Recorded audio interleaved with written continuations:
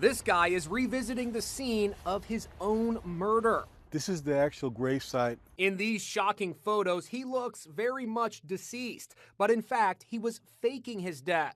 When I look at these photos, that still brings back a lot of horrifying memories. Ramon Sosa and his wife Maria ran a gym outside Houston. They even appeared together in this TV commercial. But then the marriage hit the skids. Imagine his surprise when he found out that Maria had hired a hitman to do away with him. The killer turned out to be an undercover cop pulling an elaborate sting. Police took Ramon to a shallow grave they had dug in a remote location. A makeup artist made him look like he had just been assassinated. Look at these incredibly realistic photos. The bullet hole in the head, the blood running down his face, all fake. They also put my hands like if it was handcuffed, or I had them tied behind my back. Later, the undercover cop secretly recorded the meeting at which he showed Maria the images. Look at the smile on her face. She looked like she had just won the lotto. Maria was also recorded handing over the first installment of $14,000 for the killing. The evidence was so overwhelming, she pled guilty to solicitation of murder and got 20 years. When I saw the photo of my dad in the grave, it was shocking. It was scary. You know that it's fake, but you know it could have been real. Now Ramon Sosa is in a strange situation, one of the few people on planet Earth to ever walk on his own grave.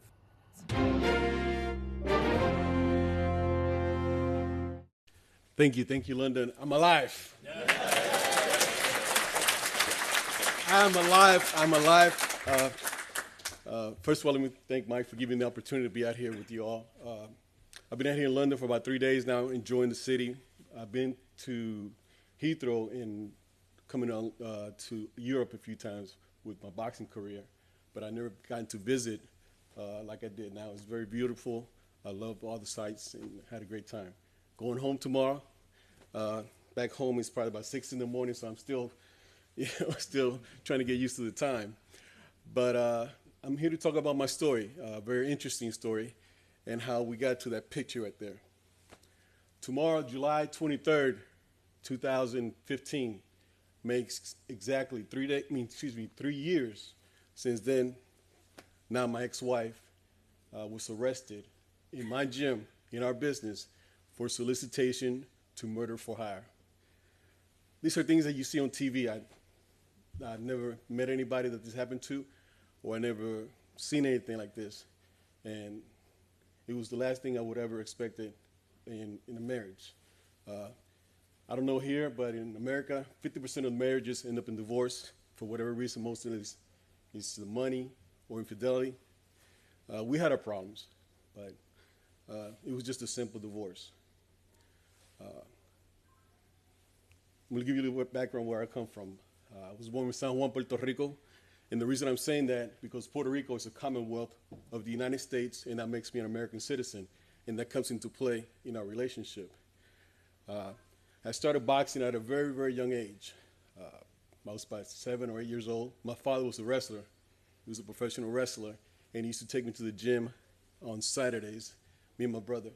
I have 2 sisters and a brother. Me and my brother would go to the gym, and he would always tell us to, work out and stuff. So I ended up with the boxing side of the gym, and I enjoyed it. If you don't mind, I'm going to start walking around a little bit because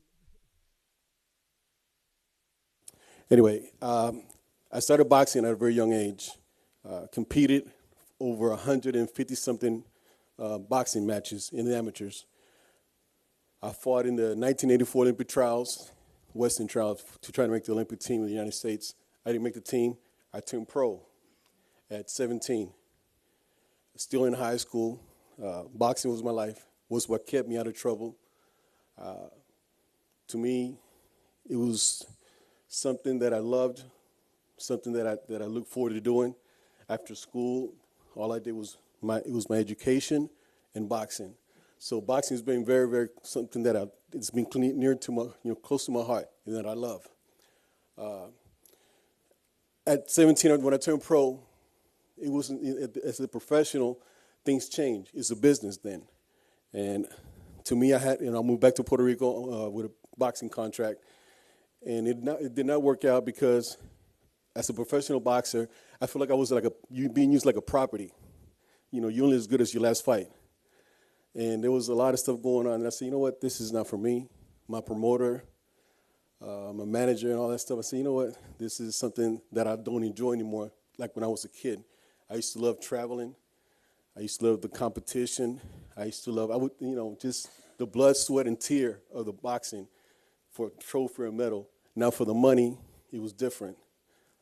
It didn't feel the same. But I always loved boxing, and I loved everything that had to do with it.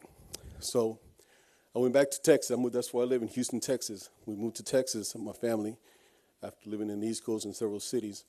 And I continued boxing. But from now, I was in the training part of it. I started training kids. I tried to train adults.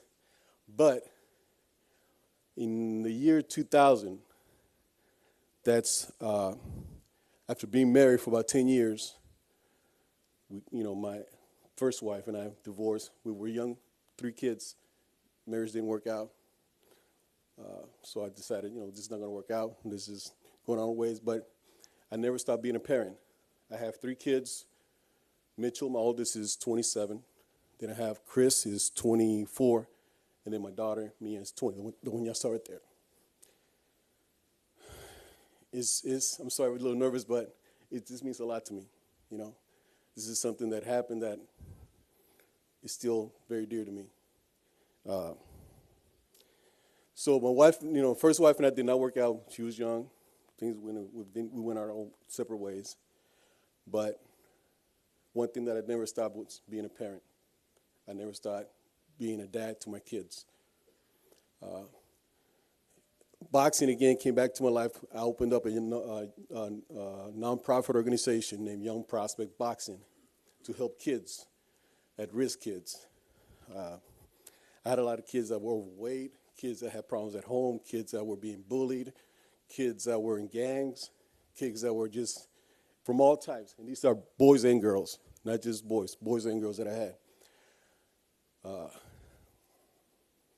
I traveled the nation with these kids. It's something that I loved. It reminded me of when I was a young amateur boxer, and I wanted to give back to the community. This particular day, a young man walks in my gym. He's about 20-something years old. We'll call him Mundo. That's not his real name because he doesn't want to be called by his real name. His nickname is Mundo. He a little bit overweight. He just came up to, like most of the kids that come to the gym, he was a little nervous, and he was like, I don't know about this, but he wanted to box. So he walked up to me and said, hey, Coach, I'm not here to compete. I just want to know how to box. I like the sport of boxing ever since I was a young man. My father never took me to a boxing, like I wanted to. I said, no, I'll train you. The first thing I did was, is help him how to lose weight. And he loved that. He lost, in 3 months, I don't know how you compare it. It was by close to 80 pounds. So his whole life just changed. He went from an oversized young man to completely different. And one of the things about this young man was he was an ex-gang member. He had recently been let out of jail. He showed me all his tattoos. He was shot at, stabbed. And one of the things that he wanted that he didn't have was a father figure. And I became his father figure. He became close to my family. He became close to my kids. I would bring him around the house. I would teach him manners. I would teach him a lot of things that he didn't get at home growing up. And I think that's what got him in trouble with the gangs. Mundo was very, very, very, still to this day, very close person to me, in my heart. So fast forward now to the year 2007. I moved from the area where I used to live in Houston to another area of town, and I opened up. Still have my young prospects, and Mundo's still helping me with the kids. One particular evening, it was something like this. I walk into a restaurant. It's a Mexican restaurant that in the evening turns into a kind of like a nightclub, and they play Latin music. They play salsa music. Me, Puerto Rican, I still got a little bit. I was about in my early 40s, and I walk in, the place is packed, and I see this lady dancing with this man that wasn't very attracted to me, and I was like, how did he get so lucky, you know? So, you know, men, like we all mostly know, we're very visual. We're very, very visual. So I see this lady, I'm like, wow, she's beautiful. Wearing the real tight black dress, 4-inch heels, and just very captivating. So I just kept, you know, I say, man, I got to talk to her. So I got to find my way to her. I didn't, you know, all I saw was a bunch of men, you know, like most of us trying to talk to her. Everybody was just trying to surround her. And I didn't pay much attention. Later on that evening, she walks by me, and with her 4-inch heel, she steps on my toe. I went down in pain. I was like, oh, my goodness, I cannot stand the pain. And she was telling me, please, I'm sorry. What can I do for you? Here, I'll get you a drink, whatever. And I said, nah, can we just dance? And that's where it all started. We danced the night away. And that evening, we talked and danced and danced. And I felt like the luckiest man in the room because she picked me to dance the whole night. And afterwards, when we were about to leave, she said, so what are you doing now? I said, you know, I'm like, whoa, get lucky tonight. And I said, okay, well, you know, I live kind of about 45 minutes from here, but, you know, I had a few drinks. I'm just going to take my time and go home. She goes, no, you had too much to drink. Just, why don't you go home? Go to my place. And I said, thank you, God. So I think I was going to get lucky. I'm, you know the man thing. So we get to her place, and she goes to the front door. And she goes, you have to be real quiet. My son is upstairs sleeping, and my daughter's in my bed. And I said, what about me? She goes, you're going to sleep on the couch. So long story short, you know, I slept on the couch. Nothing happened, but I thought that was at least very nice of her. Let me sleep in her place. Next morning I wake up. She makes me breakfast. We talk some more. And one of the things that really she wanted me to let me know that she had a young man, a young son that was probably about 12 years old. He had been in a lot of trouble. He didn't have a father, basically, and it was very, very hard for her to control them. Lulu, he's from Mexico City. She had been in Houston when I met her for about a year and a half. And she traveled by car with her 2 young kids on a visitor's visa. She worked underground, what they call underground, because, you know, legally in the United States you cannot work with a visitor's visa. So what she was doing was cleaning houses and working little odd jobs just to make ends meet to, you know, make it for her and her kids. And I admired that about her, saying, you know, knowing that, wow, she came to this country, you know, which is not easy, and she's doing whatever it takes to make it work for her kids. Although her son was, you know, having some problems, and me, you know, having a lot of experience working with young men and young ladies, and, you know, kids that have a lot of problems, like what he was going through. I tried to talk to him. You know, we became kind of close, but he always had this little thing that, you know, you're getting too close to my mom. You know, it's one of those, hey, you can talk to me, but I don't get clean. And I understood that. But as we dated, we started dating more and more. I became more close to them to the point where in 2009, I proposed to her. I had met her family. They were back and forth from Mexico City. She had met my family. She had met my kids. So we ended up getting married. It was a small celebration, not big. You know, went to the courthouse, and then we had a family gathering. She didn't want nothing big. Number one, she didn't want nothing big. Right after we got married, the week after, she didn't want a honeymoon. She said, no, I don't want to spend no money on a honeymoon. I'm sorry, just save the money. I need papers. I need to be here legally. I said, oh, yeah, what? We got married on, I think it was a Saturday. That Monday or Tuesday, she was already applying for her American papers to become an American citizen. I actually arrested it. They give you a green card first for the first 3 years, I believe. So I said, no problem. I understand that it's difficult because every 6 months she had to go back on a visitor's visa, she had to go back to Mexico to the border to get another extension to her visa so she can stay longer. And as soon as she got married to me, the point I'm trying to make is being an American citizen from Puerto Rico, that was it. She said that same week she became, she applied. A few months later, she got a green card, what they called back then, back in the States. It's a green card. She became a resident. Let me tell you that this lady, to me, at the beginning, you're talking about massages. She would get up early in the morning, make me breakfast, lunch. I would get home from work, and she'd be dressed up like beautiful. She was just a very, very, very attractive lady that just knew how to treat me. She can walk into this room, and she wanted to be known that she was walking in this room. She was that type of person, or was. And that's what she liked. She liked attention. About a year and a half later, we opened up a business, Woodlands Boxing and Fitness, which was a big boxing gym.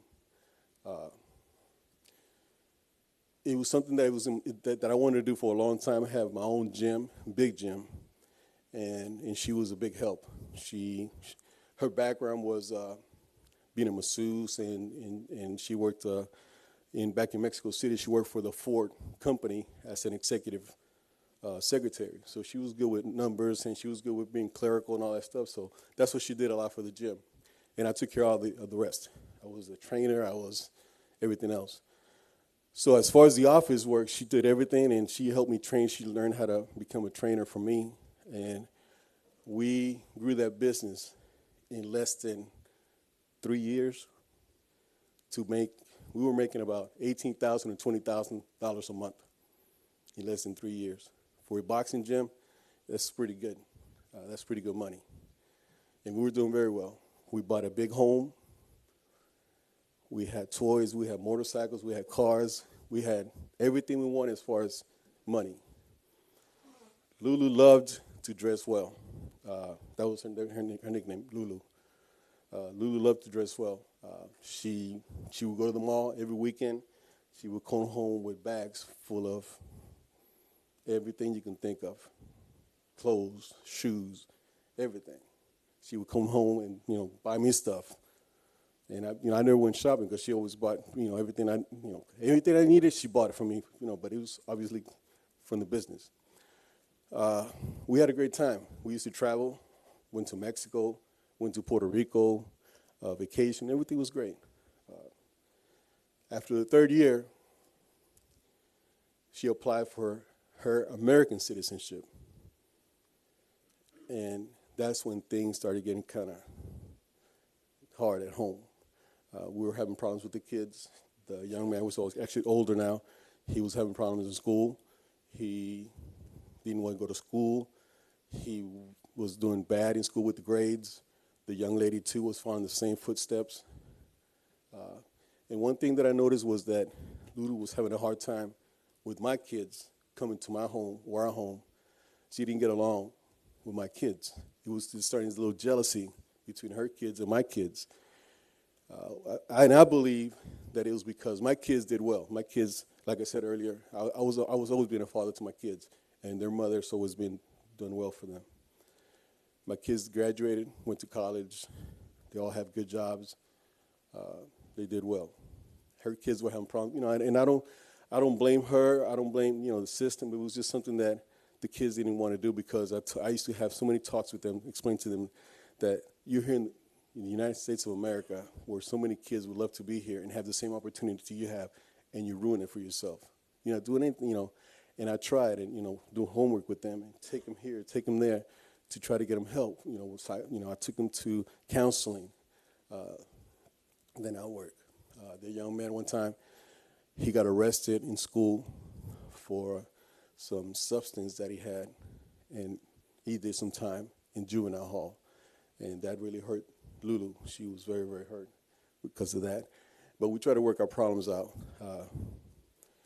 I came home one afternoon, and I see American flags all over my house, and they're all dressed. I said, "What's going on here?"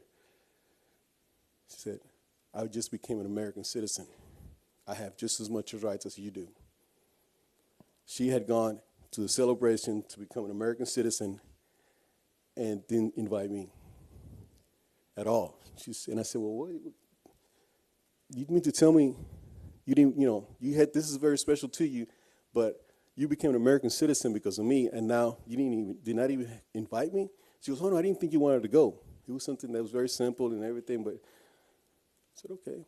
Her mother became an American citizen. Her kids became American citizens. She became an American citizen. I said, okay. We had our differences. That's when we started going our kind of little separate ways. We had our little difficulties. We took a trip to Puerto Rico. That's when, to visit my mother and father one summer. And Lulu already she didn't want to go. She always said, like, what are you going? She had, in her mind, she had this thing that I was going to Puerto Rico to invest in buying an apartment that I was telling her that I wanted to buy a home back in Puerto Rico. And that's what she thought. And she said, "What are you going to Puerto Rico for? What can we invest in Mexico?" I said, "Well, my parents live in Puerto Rico. I'm from Puerto Rico. I want to have a home there too." So that's where it all started. In Puerto Rico, we had something that happened that it was brought up later. Lulu had this thing about knowing what buttons to push to get me started or to get me to engage in arguments. And she knew how much I loved my kids, especially my daughter. She was to me, and still to me, one of the most precious things. And she would make little comments about my daughter. My daughter was a model. She was crowned Miss San Antonio as a teenager, and and Lulu always, had this thing against my daughter. And my daughter competed in passions and stuff, but going back to Lulu, she always had this thing that she knew what buttons to push. And this one evening before we took our trip back to Houston, she made a comment like, "What does your daughter wear those kind of clothes? She looks like a prostitute." I'm like, she's only 15 years old. This young lady's only 15 years old. Why do you have to make comments like that? So confrontation starts talking. We were kind of back and forth. She left. She came back. She called. She thought she was gonna, get me in trouble with the security, calling them. I remember in the room, she had her phone. She was trying to call my mother, and I told her, "Why do you have to call my mother? I'm a grown man. If you have a problem, talk to me." She grabbed the phone I grabbed the phone out of her hands, and so she used the phone in the room to call my mother. Long story short, we were separated. The security came. She was put in one room, and I stayed in the other room. We went back home the next morning, but it was very difficult. That's the situation that happened. In the year 2013, I just couldn't take it anymore. It was just to the point where we couldn't talk to each other anymore. Things were getting bad at the gym. We were living at each other where we just wasn't going to work. She applied for a divorce in 2015. I knew things were hard at home. I just couldn't take it anymore. We were living like enemies. She was living upstairs, and I was living downstairs.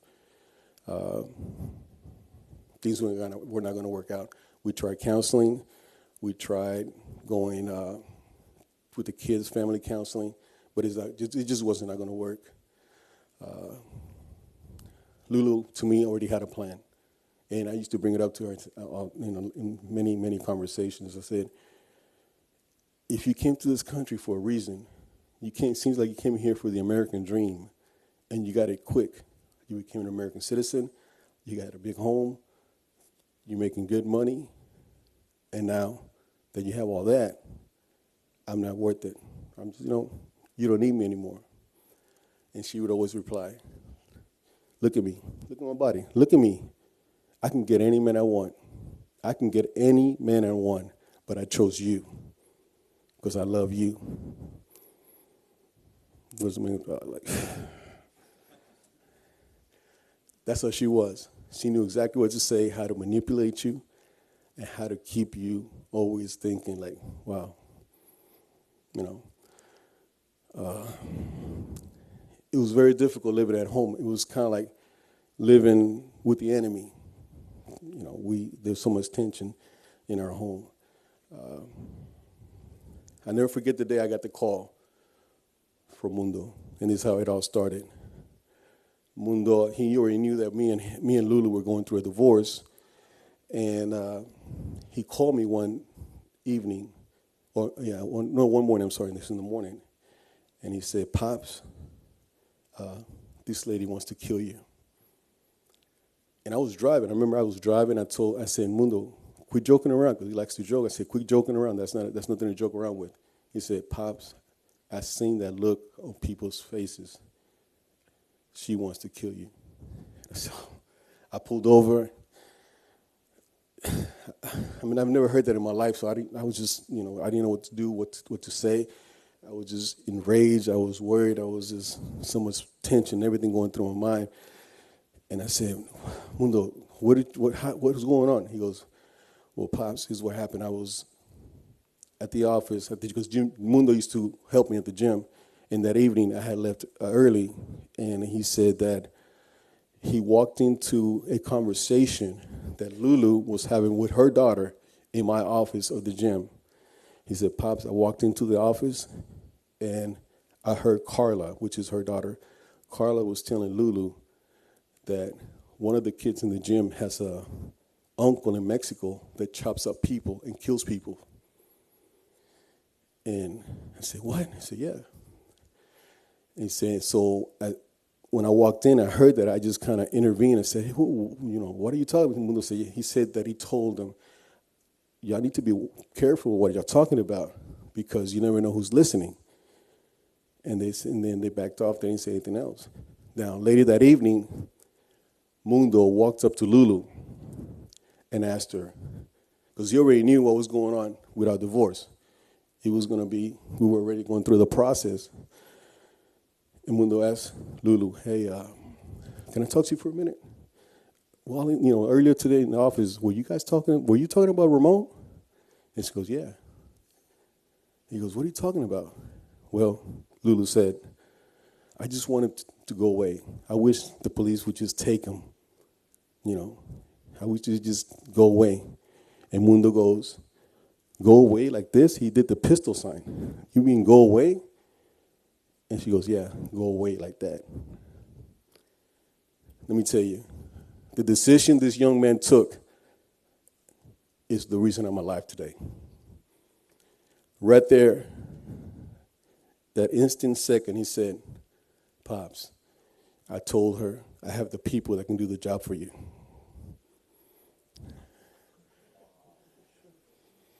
That's what he told him.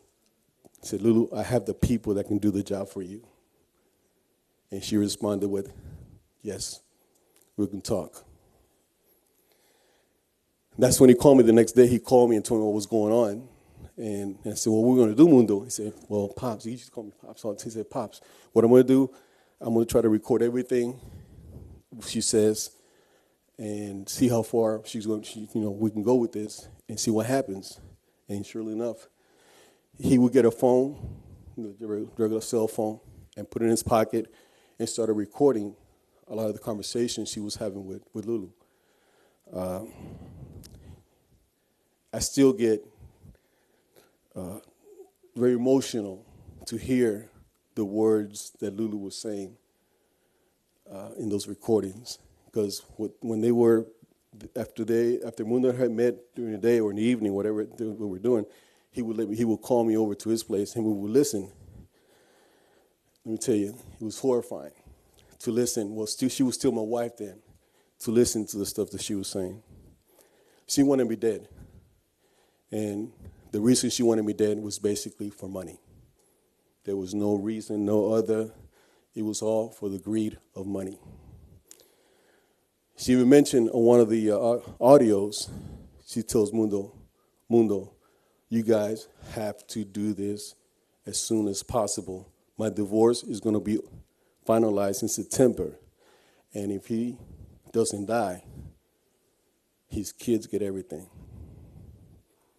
He doesn't have me in none of his pension, life insurance. I didn't have her anything. All that she had for me was just insurance, medical insurance. She wanted everything. She knew how much I was worth dead. She knew how much money I had in my pension. She knew how much money my insurance, my life insurance was going to pay. So that's what she wanted. And she told Mundo, I want him dead as soon as possible. Now this is where it gets real interesting. Mundo, this young man, had the idea of telling her, you know what, I got 2 guys that can do the job. Their name is Paco and John Boy, 2 street guys. I'll talk to them and see how they can do it, and I'll get back with you, and let you know what they say.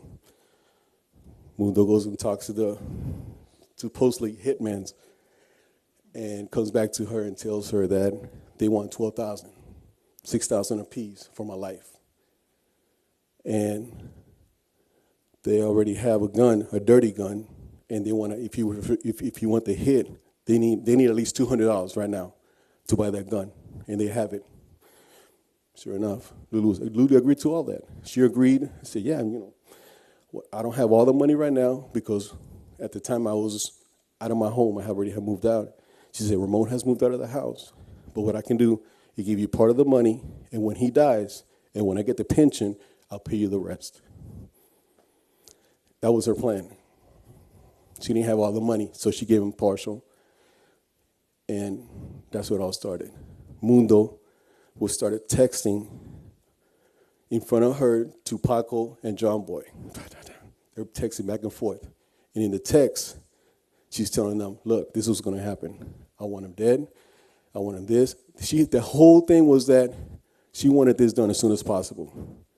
But one thing she didn't know, that the 2 men she was texting was me. Mundo had bought a track phone with no phone number, and I had the other side, and I was texting back and forth with Mundo, making her believe that I was John Boy and Paco, and it worked. We got all the information. We took it to the police, and I said, that's when Mundo said, you know what, that's enough. We have the money, we have all the audio, we have text. Let's do this. Take it to the police. The police did the investigation. They brought the FBI. They brought the constables. They brought in the agencies, and they said, we need to do this fast. Once they found out that she wanted me dead, they had to go act fast. And they brought in an undercover officer, a Hispanic male, to play John Boy. And they would meet the same way. That's what you saw her right there in an undercover vehicle. She had no idea the whole time. She even told in one of the audios, the officer, how should I cry? She had no idea. She told Jumbo, how should I cry when they call me and let me know that Ramon is dead? She was practicing already how to cry. Incredible. This is the picture of me dead. And the way we came to the picture was we had enough evidence to have her arrested. Lulu, the officers had enough evidence with everything that they had, but they came up to me and said, Ramon, we need something to make this case a slam dunk.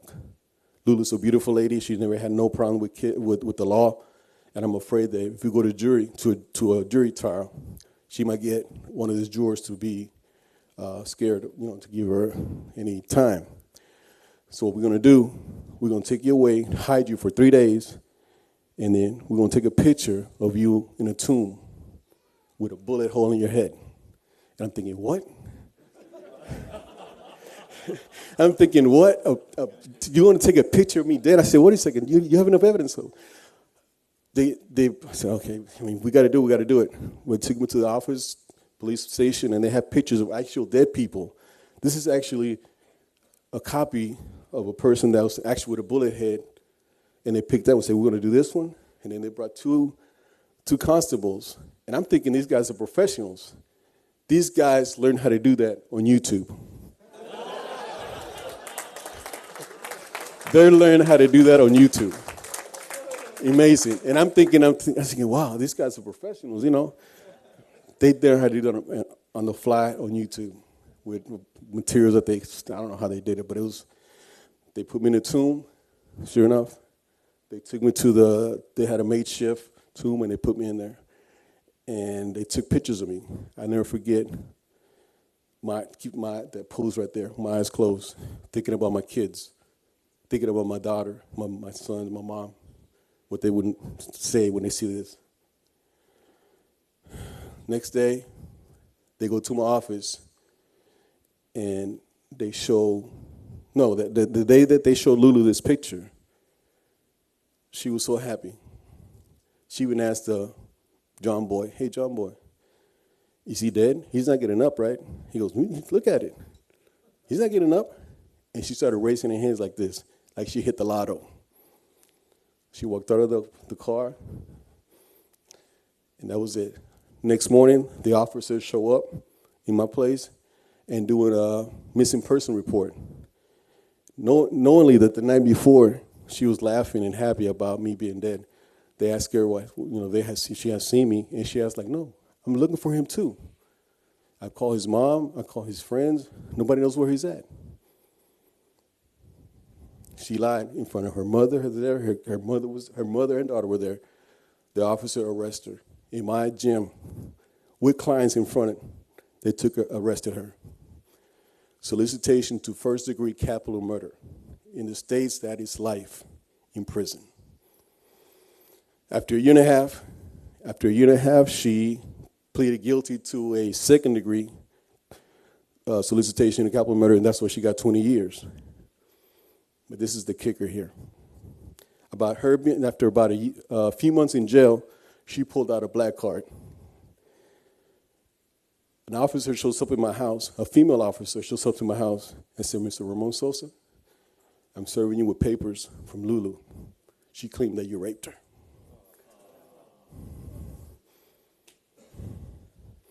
This lady had that in her back pocket the whole time, claiming that I raped her, and that was her claim. To have me, like, no, this is what happened. No charges were ever charged. Lulu had filed so many false accusations on me. They all were investigated. What happened in Puerto Rico, everything was investigated, everything by police. Not one time was any charges filed on me. I'm alive today for one reason. And I say this. God puts people in your path for a reason. And he put Mundo in my path. That young man, I owe my life to him. And I can honestly say that I'm probably the only man that has walked out of his tomb alive.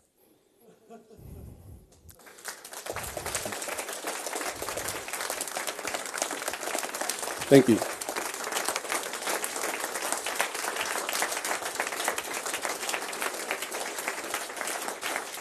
Thank you.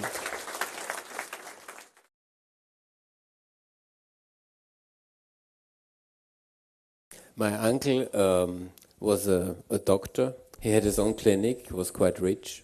And at one point he married his secretary. And, she was quite similar personality, actually. This mixture of highly ambitious, narcissist, very important how people perceive you and so on. And after some years, he went to Monaco with his money and bought a contract killer to kill him. And the contract killer suddenly had a bad conscience. Went to the police and said, I feel really bad about this. And he still landed in jail for being a contract killer and having received the money. But they arrested her. Of course, she said she has nothing to do with it. But they found a notebook, handwritten notebook, where it was all planned out. So she also landed in jail. So another person being put in the path by God So that's why he's still alive also.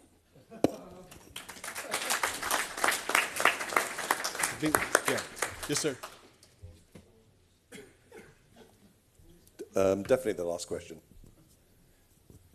Thank you for that really moving story. Can I just ask, the bit at the end where you said where she claimed that you raped her, what then happened? Did she do that to try and get her prison sentence quashed? And did that work? Is she still in prison? Or? Yeah, she did try to use that as get a case on me. But I told the officer, look, I would take a polygraph test. I wanted to take a polygraph test right there on the spot. The same day, I talked to my attorney. We took a polygraph test. They did an investigation. And I remember exactly what she was talking about.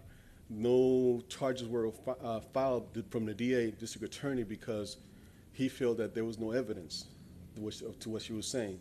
That especially when she already had filed so many false reports, police reports about me, that they were like, "Are you for real?" And then come to find out, I see pictures of all the files she had on me, and she had pictures of herself scratched in between her thighs, and she was using that against me. The trip to Puerto Rico, she has scratches on her fingers to try to use against me. She has so many notes, and she has so many overwhelming evidence against her that she had no other choice. She had notes in her own handwriting about things that she was wanting to do to me. It did not work. One last thing I'd like to say, if you mind. My news has made worldwide news. From even here, I had a big story written here in one of the big newspapers here. I still get a lot of groups, I'm not say feminists, but a lot of groups that feel that, there's two sides to every story. This lady's she could have done life. She tried to kill me. She's doing 20. And sometimes I get mail and all emails, or I get comments on a lot of this stuff on social media saying that there's something about you that we don't believe. Exactly. Because I'm a man, I'm just assumed that it was my fault, and I'm assumed guilty until proven innocent. Thank you.